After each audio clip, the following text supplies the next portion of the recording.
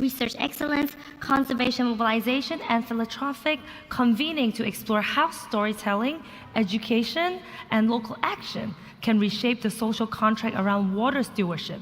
So right now, I would like to invite our panelists. So first here we have Deborah Box, the CEO from Clean Rivers. And next we have Elva Chan. She's the honorary trustee of Westlake University. And Marina Antonopoulos, our Chief Conservation Officer from the Emirates Nature of WWF. So I have our panels here. It's a very interesting, it's a women's panel today. So here's to greet us. So here, let me start with Deborah. So Deborah is the CEO of Clean Rivers, and Clean Rivers is a backing project, STOP, in Indonesia. Is it STOP or STOP? Stop. STOP. In Indonesia to build a circular waste system from nearly 2 million people, many getting formal waste collection for the first time. So what does local ownership actually look like on the ground? And how do you ensure communities are involved, that are leading, but not just participating? Great question. Good afternoon, everyone. It's a pleasure to be here.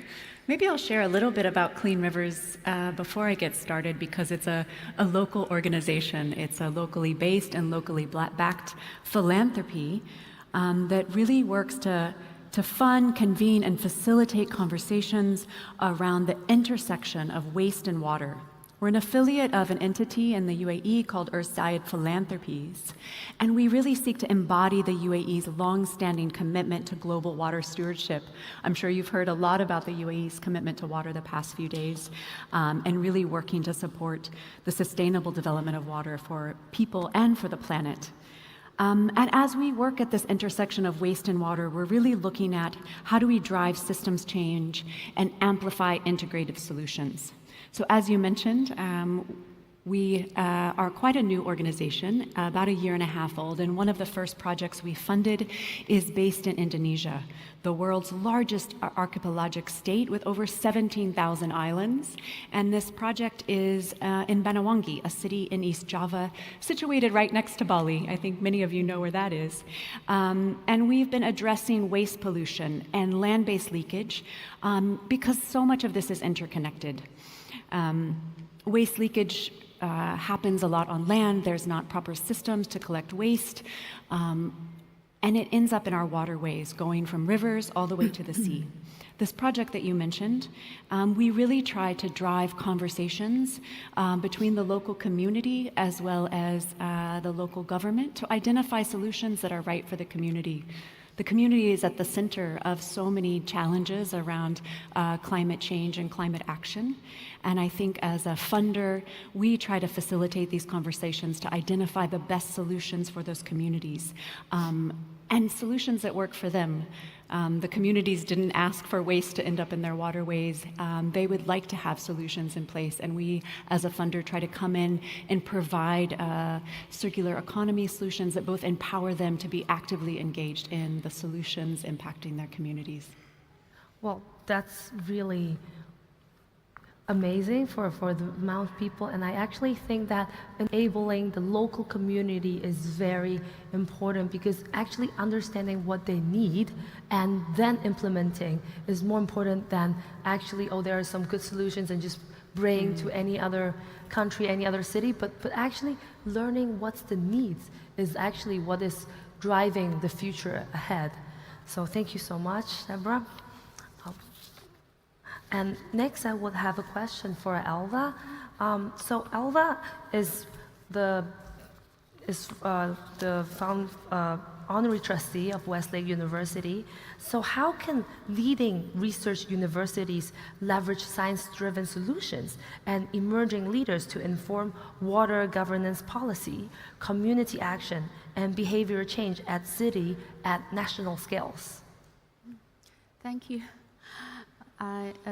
English no good. Sorry. Thank you.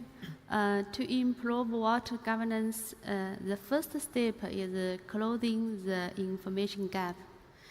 When a city has a real-time data, transparency becomes the best tool to change behavior. As a founder board member of Westlake University, I'm proud that our labs to leading this change. We are using AI to detect water quality, a system already used by international water companies. Our labs have mapped how these pollutants travel from land to river, helping to cut microplastic and cut emissions and protect water. We upcycle it. Our experts turn wastewater into clean energy and even valuable amino acids by supporting these projects. Every drop of water is treated as a precious and sustainable resource. Yeah, thank you, Alva. As also from a university working administrative, I understand that how research and implementation of such a scientific way to upscaling it is very important.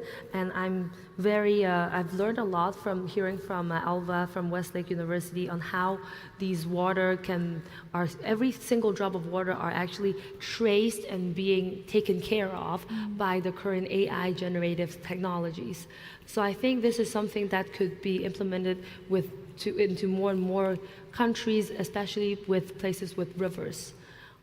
So then I would like to get to our NGO representative from Marina. So water stewardship requires a holistic approach, policies coupled with societal engagement across generations and sectors. So how can we build water governance and scalable models that genuinely mobilize people from local communities in the UAE and to youth leaders, but also to the private sector? So I think today we're really connecting between NGOs, private sectors, and governments and universities. Absolutely, and thank you for your question. I would say definitely we need that holistic approach, that systems thinking, but also we need that whole of society approach. On the policy level that you mentioned a few years ago at COP28 that was hosted here in the UAE, we saw that historical political decision that really brought that systems thinking, the nexus between climate, nature, water, and food systems. But beyond policies, we definitely need to double down our efforts on that bottom-up approach and engage with local communities, as Deborah mentioned earlier, with academia, with private sector, but also with the broader public. Let me just give you some insights, if you allow me, from the work we have been doing here on the ground, and maybe just use this time to introduce the organization I'm working with. So I work with Emirates Nature in association with WWF. We are an environmental NGO based here in the UAE for 25 years, and we are associated with the WWF network that is present in 100 countries. So obviously throughout our 25-year journey, we have really tried to engage with communities, and I'll tell you some examples. We have worked to safeguard freshwater and coastal ecosystems here in the UAE. We've done that by conducting science, but also by capturing traditional knowledge that communities have, capturing the cultural practices, and really integrating those practices into management measures for those landscapes.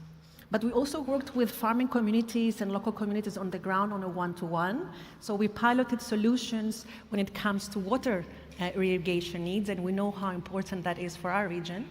And we found out that with a number of deployment of integrated water solutions, we were able to save from 30, and more recently we achieved a 70% reduction of water irrigation needs for our local farmers, which is critical if we are to build resilience for our local food production. The third point that I'd like to make is beyond those governance models for management, for protection, and partnerships, we also have platforms that really engages the public, but also private sector. So on the public side of things, we do really want to mobilize the whole of society of the UAE. So we have mobilized 10,000 volunteers with really boots on the ground to help us on our journey with the local communities and really bring solutions to the ground. But also you mentioned private sector, and I'll borrow from the work we're doing on climate and decarbonization. We have an alliance for climate action with a number of private sector entities, universities, government entities as well. And our objective is to really brainstorm, build our capacity, and looking at solutions collectively in terms of how do we move the needle for decarbonization. And even though it's not necessarily clearly related to water stewardship, what I would like to say is that collective action can really help us move the needle faster as well. Yes, absolutely. Like, especially, I also work in an alliance, and I really see that the importance of the alliance, how we bridge the people together. We bring in the different sector or different group. For me, it's different universities. But actually, when we have university students and university professors that work together from all the different regions globally, we see the difference between the global north and global south, and we see the needs of bridging the gaps, and also having the knowledge information gap to learn from each other and to actually bring people together. So given that, I would now get back to our private sector, get back to Deborah, that there, and back to the water stewardship, that there are many dimensions to water stewardship, and one of which is protecting freshwater environments and responsible for water security, food security, and community resilience and development. So when Clear River enters a new context of a project, how do you connect conservation goals with local communities as the priorities? Thanks for the question, and I love how tied that in with, Marina, what you were saying in regards to how you're looking at all the different components and the role that community can play. And we like to do the same thing as a foundation. When we enter a community, as you mentioned earlier, we don't come with prescribed solutions, although there are best practices for waste management, for preventing leakage into waterways, for collecting that pollution in our waterways. But really, as we look at all the different dimensions of conservation and sustainability, community is always at the center of that. Communities historically have settled along waterways and really rely on those waterways for their livelihoods, as well as so many other components of their life. And as Clean Rivers, we really like to facilitate conversations and alignment between these different sectors, whether it's with the government, private sector, or communities, because it really is cross-cutting. Everyone is relying on water within a community. And going back to that word bridge, we like to bridge and translate priorities across silos. Everyone is at risk when water is at risk, because so many sectors, communities as well, are dependent on water. For example, in some of the projects or communities we're working in Southeast Asia, we've seen situations where with huge amounts of accumulated pollution in urban rivers, it creates a lot of secondary threats. From flooding, we saw this in the Philippines this year. The amount of waste in the waterways impacted flooding after huge rains, as well as also leading to waterborne illnesses within the community, contamination in water, and even impacting children's safety as they often play and live along those waterways. And when we look at waste and water, there's often many different government departments involved. That could be for flood control, for waste management, for infrastructure.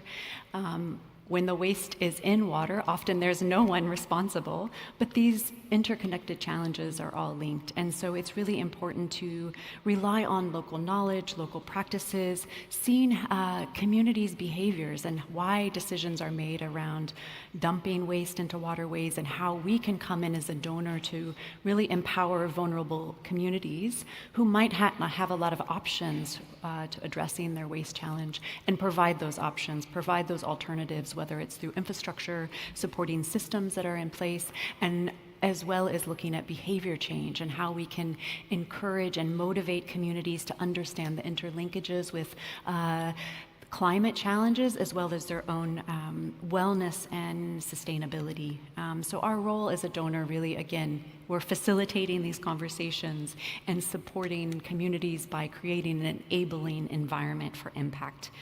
I think often when we talk about sustainable development, it does mean that there's trade-offs. We're looking at trade-offs between economic growth, social well-being, environmental protection, and we're looking for solutions where conservation can create economic opportunity and empowerment within the community and not just restriction. And I hope that's how we move forward as a philanthropic organization. Well, that's something that we all need to learn from, and especially when you mention about behaviors, I think learning about what are behaviors and what are the bad behaviors we are, and to actually try to change our behaviors is what is very critical for climate and for sustainability. So through the theory of behaviors, I would then like to turn to Elva, that with Westlake's network and innovation focus, how can universities catalyze cross-sector partnership among governments, NGO, private sectors, multi-stakeholders to co-develop water solutions, ensuring inclusive engagements, especially what type of behaviors are we changing within the university? Okay, thank you. To create a real change, we need to not only a plan, but also technology trust. Our company high value real resource.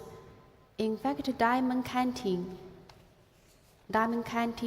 needs a lot of water. To address this issue, we have used a closed loop system to recycle most of our water. However, our industry needs not only technology, but also credibility information. I hope this is a system that can be fully trusted by every partner, from the government to private sector. We co-developed a traceability system with Microsoft using blockchain and AI to track each diamond from mining to government compliance every step of canting and to customer without harming the environment. It's shifted from a simple diamond business to full life cycle responsibility. This means we care about the diamond from the moment it leaves the earth until it becomes a family asset for the customer. We're promoting a circular economy, treating water as a recyclable asset. Then waste and consumption will treating traceability. Value creating system help economic growth and environment protection develop all together, while ensuring natural most precious gift from protecting simple drop of water to saving global rare diamond asset to keep them pure, traceability, and timeless. This is how we protect the future. This is our shareholder mission. Thank you very much. Thank you, Alva. And well, as we learn a lot about how we are preserving and saving water, I would like to have a final question for Marina, that as water and oceans are increasingly become a priority for both philanthropy and investors, how do we build projects that can attract blended finance from philanthropy to private capital while integrating measurable solutions for nature and community resilience? Thank you for that question. For us as an NGO, the topic of blended finance is actually relatively new. Throughout this small glimpse that we have essentially experienced so far, I would like to focus on two factors. One is scalability, the second one is intent. Scalability, I'll explain a little bit more. If we unzoom from the UAE and we go to Asia Pacific region, We know that this region is actually one of the most vulnerable places in the world when it comes to climate change. So what we have started implementing on the ground, not only in the UAE, but as well with other offices across the region, is to develop nature-based solutions that build resilience of local communities on the ground. We launched this program last year, and the idea is to leverage on the grant that the UAE Aid has kindly offered us as an anchor donor to this program. And the idea is to look at how do we create proof of concept for nature-based solutions? How do we develop a framework that really offers us the opportunity to replicate, scale up those solutions faster so they can attract different types of capital once they mature? The second point on intent is about designing nature-based solutions or this type of projects with the intention to bring that ROI early on in the process. And here what I'd like to point out is that it doesn't have to be always generated, this type of projects, from NGOs. Private sector has a lot to actually offer here. There is a lot of private sector entities that they are facing pain points in the delivery, in the operations related to water scarcity, water pollution, physical climate change risks, and they're actively working in translating those challenges into opportunities and models that can have cost-effective solutions and bring that ROI back. So I believe that these type of projects can potentially bring a business model faster, attract more traditional investors, and these are the type of partnerships as NGOs as well we're kind of seeking to also mobilize on the ground. Thank you, Marina. I'm sure this is something that UAE is working on and will be building a lot better on it. And now our panel is ending, and I would like to thank all the guests today to attend the Blue Forum, and also to all our panelists who have been speaking amazingly about their own journey in life. Thank you very much. Thank you.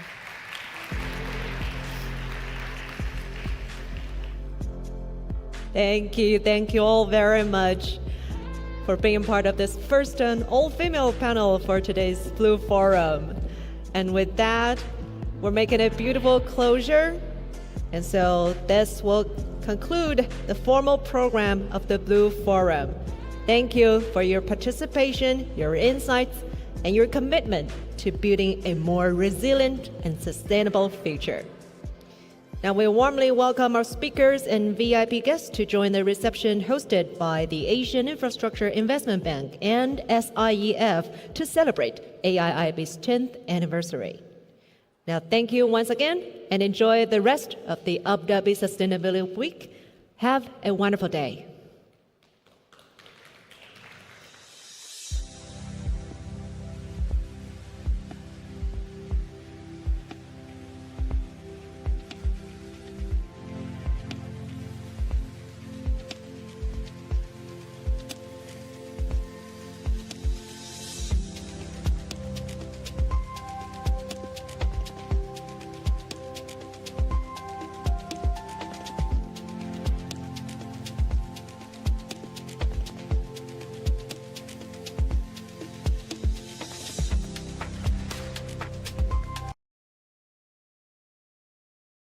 You don't need a second job. You just need to learn how to talk to AI.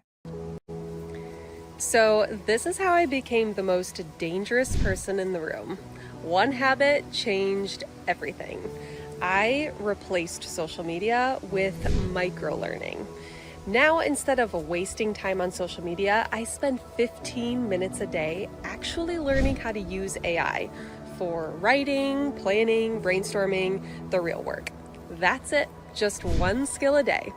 This is the 28-day AI challenge built for beginners over 40.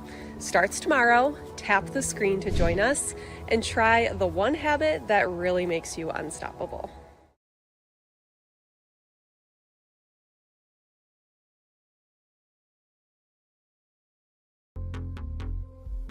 Your email is your first online impression. Make it count. With GoDaddy Email, you get a professional address that matches your domain. It builds trust, boosts credibility, and helps grow your brand. Setup is quick, and your inbox is protected with built-in security. And if you ever need help, we're just a call away. Start building your brand, one email at a time.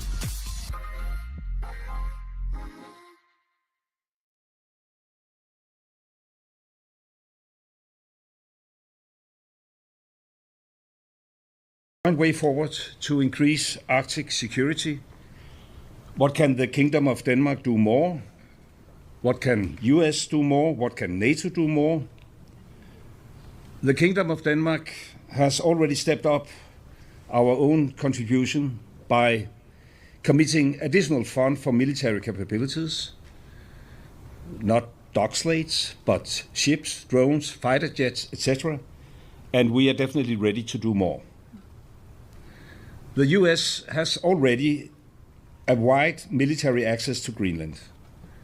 Under the 1951 Defense Agreement, the US can always ask for increasing its presence in Greenland, and therefore we wish to hear if the US had any further requests to make in this aspect.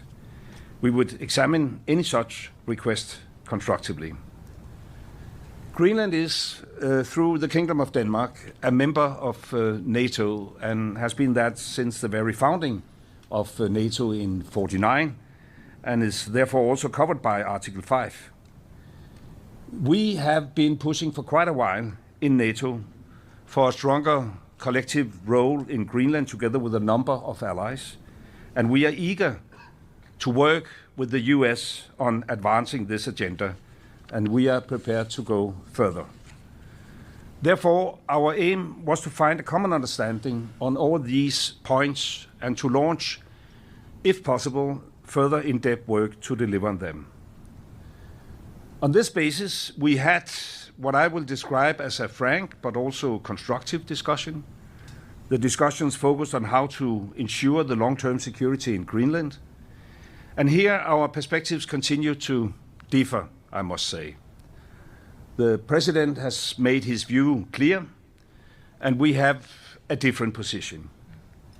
We, the Kingdom of Denmark, continue to believe that also the long-term security of Greenland can be ensured inside the current framework, the 1951 agreement on the defense of Greenland, as well as the NATO treaty. For us, ideas that would not respect territorial integrity of the Kingdom of Denmark and the right of self-determination of the Greenlandic people are, of course, totally unacceptable. And we therefore still have a fundamental disagreement, but we also agree to disagree. And therefore we will, however, continue to talk. We have decided to form a high-level working group to explore if we can find a common way forward. The group, in our view, should focus on how to address the American security concerns, while at the same time respecting the red lines of the Kingdom of Denmark. We expect that such a group will meet for a first time within a matter of weeks. And then I will pass the floor to my colleague from Greenland, Vivian Mosfeld. Thank you so much. Not repeating what already been said here, so I would like to say something in my own language, because there are many, many people in Greenland that follows, and for that I hope that you will allow me. So, aseseka nunaqatikka naringiraartamas marinnaasussi ulloq uatsinnut pissanganarsimawoq oqaatigilarali ullumik ataatimiineq ingerlalluarsimammat aamalu inimi ataatimiiffigisatsinni атаққиқатигиинеқ ааллаавигалугу оқалеқатигиинери ингерланнеқарсимаммата массаккуллу сиуму саммисимик оқалеқатигиинерит ингерлаққиннissaанут аққутиник уярлеқатигииниссатсиннут исимақатигиисималлута. I think that our meeting today and our commitment to find the right path is something that gives us to be able to see forward.